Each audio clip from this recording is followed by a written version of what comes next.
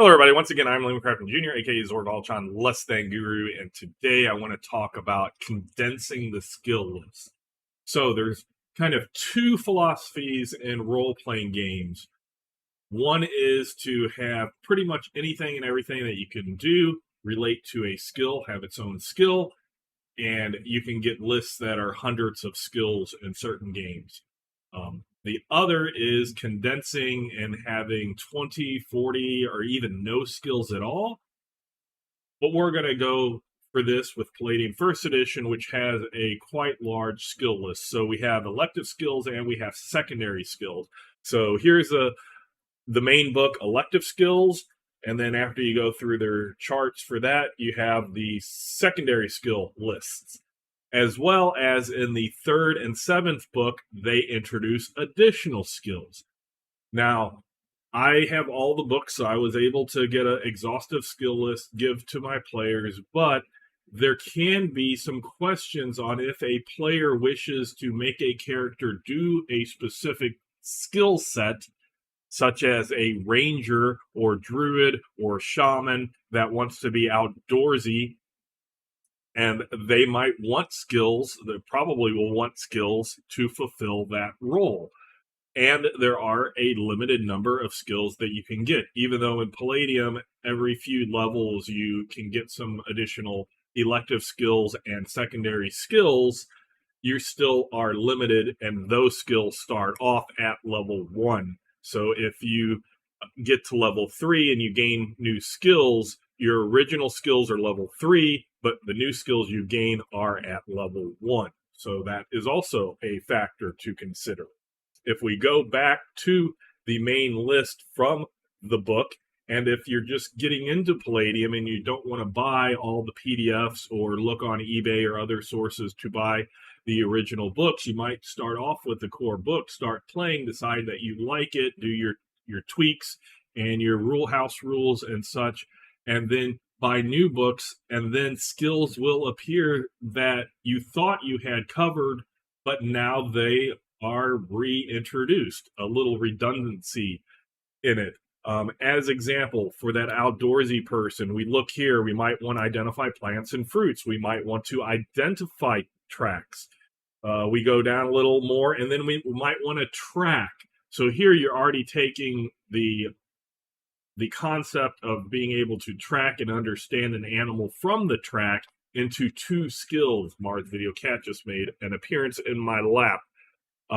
So that might be something to consider. Do you really think that identifying the tracks and being able to track, should those be separate skills? And then there's two trapping skills. There's a trapping and skinning small animals and a trapping and skinning large animals. And then when we look at the additional skill lists, if we go to the Yinnsloth Jungle book here, then you get hunting. So that's the seventh book. Hunting appears. And then wilderness survival. So those are two other skills that your outdoorsy person might want, but then you're either going to have to get rid of some skills as a game master, let your players swap out skills.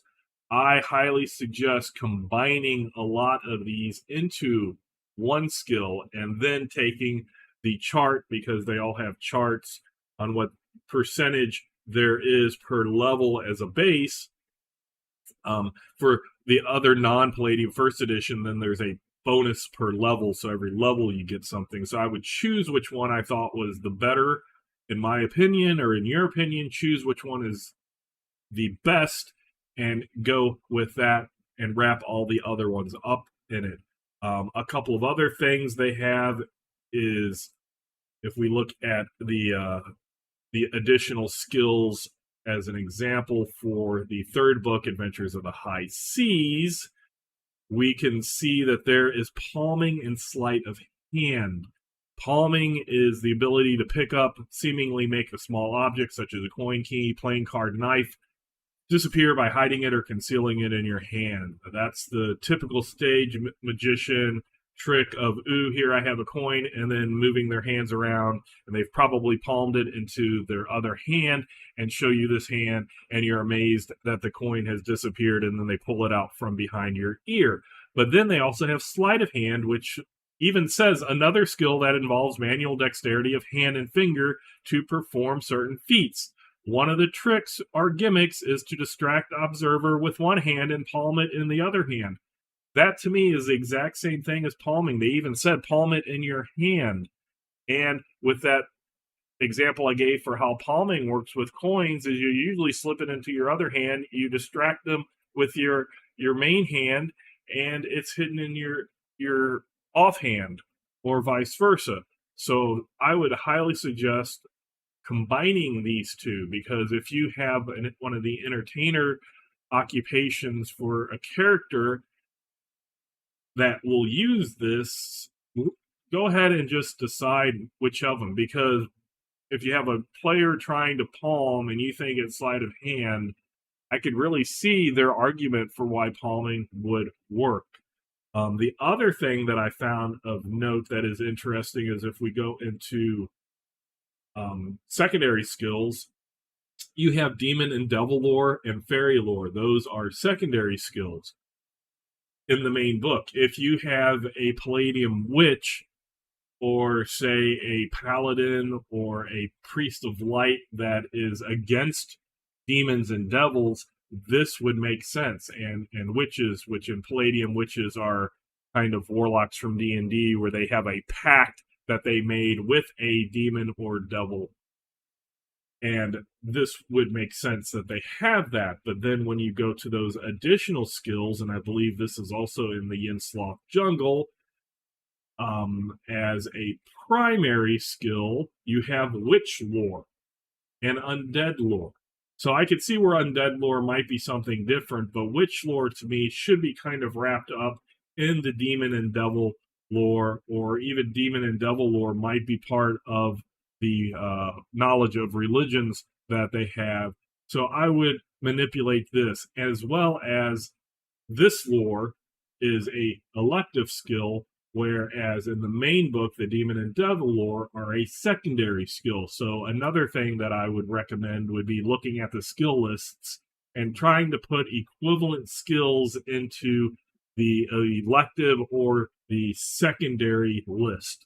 So I believe I took the witch lore and put it into the secondary skill list along with other things, and I made the demon and devil lore as a understanding of that and put it along with religion. So whether you want to combine demon and devil with the witch lore, or if you wish to take the demon and devil and put it with the religion, if we look up, I believe it's an elective skill on here, or nope, it is a secondary skill, religious doctrine. That is the name, religious doctrine. So that's what I did, is I combined demon and devil lore, put it in religious doctrine, and instead of having the religion doctrine be specific to a specific deity, I broke it up into deities, elemental lords, and demon and devil lores. And so there's kind of three subgroups of religious doctrine.